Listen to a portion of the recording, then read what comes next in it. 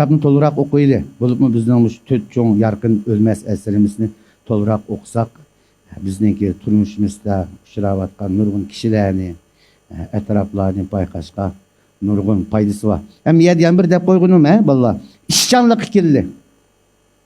Kinosida mındaq, taqsimat mındaq bolalar.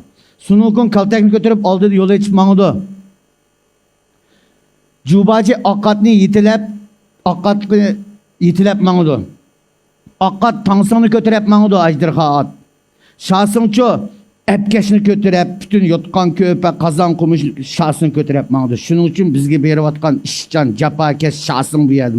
Lekin kitobini o'qisak bolalar başka. Kitabıda iş taksimat, otni şahsını itilep mağdu valla. Bütün şinli kaçkuçu kazan kumuşunu Jubajiye götürep mağdu. Ne için degende işletken kural okşamaydı valla.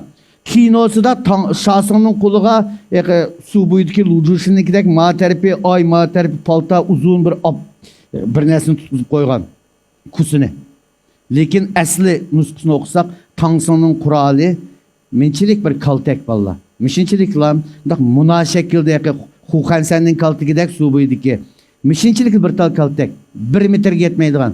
Şunun için asli kitapta bu 1 metrelik kaltek bilen epkeşini yotman köpünü esip götürüp mangıl olmaydı valla. O kaltekini miye kısı oldu, atını şahsını itilep mangıl. En capata atıp yotkan köpünü kazanını götürüp mangıdığını Jubaji. Biz kitabını okusak fark çok. Şunun için ben müşahede en ahırda dostlarınki Garip Seyahat degan asli yarqin eserini bir baştan tercümesi var vallahi kitap hallerimizde. Bir baştan devlet dili bildik Allah, devlet dilini yaxşıravam okumaydık Allah.